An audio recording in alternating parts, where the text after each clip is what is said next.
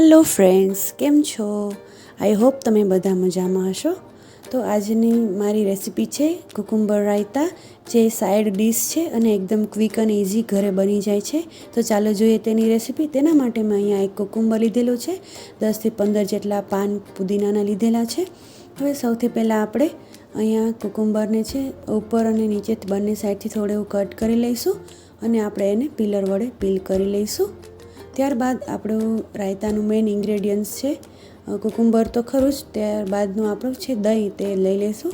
અહીંયા મેં ઘરનું જ દહીં લીધેલું છે, તમે કોઈ પણ લઈ શકો છો. આ મારા ઘરનું ગાયના દૂધનું જ દહીં છે, તે મેં લીધેલું છે. 4થી 5 એવા મોટા ચમચા છે તે મેં લઈ લીધેલું છે. તમારે જોઈતું હોય એ પ્રમાણે લઈ લેવું.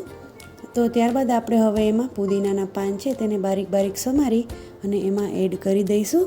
હા, પુદીનાના પાન ફ્રેન્ડ્સ એડ કરવાથી એનો ટેસ્ટ છે એકદમ બમણો થઈ જાય છે. ખૂબ જ એની સરસ સુગંધ આવે છે. ઇવન રાયતામાં તો એની સુગંધ આવે છે, પણ જ્યારે આપણે આ બનાવીને ત્યારે આખા ઘરમાં પણ પુદીનાની એકદમ સરસ સુગંધ આવે છે.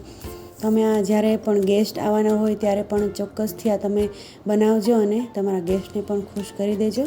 ત્યારબાદ હવે આપણે એમાં બારીક બારીક સમારેલી કોથમરી છે એ પણ એડ કરી દઈશું. લીલા ધાણા છે તે અને ગ્રેટ કરેલું કુકુંબર છે તે પણ એડ કરી દઈશું. ત્યારબાદ હવે એમાં આપણે મસાલા એડ કરી દઈશું. એમાં વધારે પડતા ખાસ મસાલા મેં કંઈ એડ નથી કર્યા, પણ તો પણ એકદમ સરસ આ બને છે આપણું. એમાં મેં 1/4 ટીસ્પૂન જેટલો કાળી મરીનો પાવડર લઈ લીધેલો છે. અહીંયા 1/2 ટીસ્પૂન જેટલું નમક લીધેલું છે મેં, તમે કોઈ પણ નમક લઈ શકો છો. અને 1/4 ટીસ્પૂન જેટલું શેકેલા જીરાનું પાવડર છે તે એડ કર્યું છે.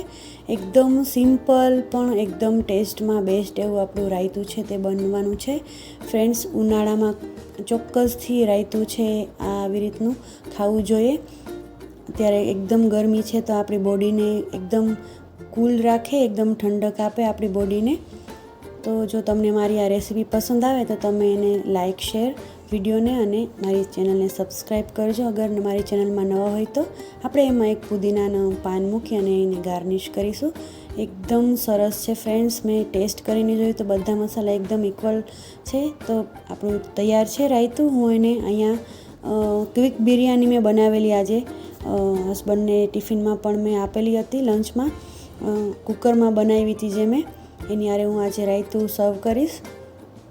આ રાઈસ હતા એટલે મને થયું કે ચાલો આજે રાયતું પણ બનાવી નાખીએ, અને થયું કે ચાલો તમારી જોડે પણ શેર કરું. આ હું રાયતું છે બહુ વર્ષોથી બનાવું છું અને બહુ જ સરસ લાગે છે. મારું તો એકદમ મોસ્ટ ફેવરિટ છે અને મારા હસબન્ડને પણ બહુ જ ભાવે છે.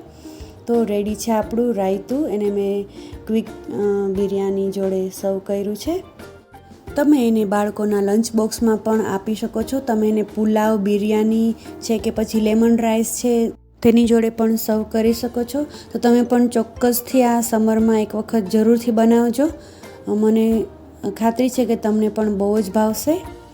તો ચોક્કસથી બનાવી અને ફેમિલી અને ફ્રેન્ડ્સમાં મારો વિડીયો શેર કરજો. Thanks for watching.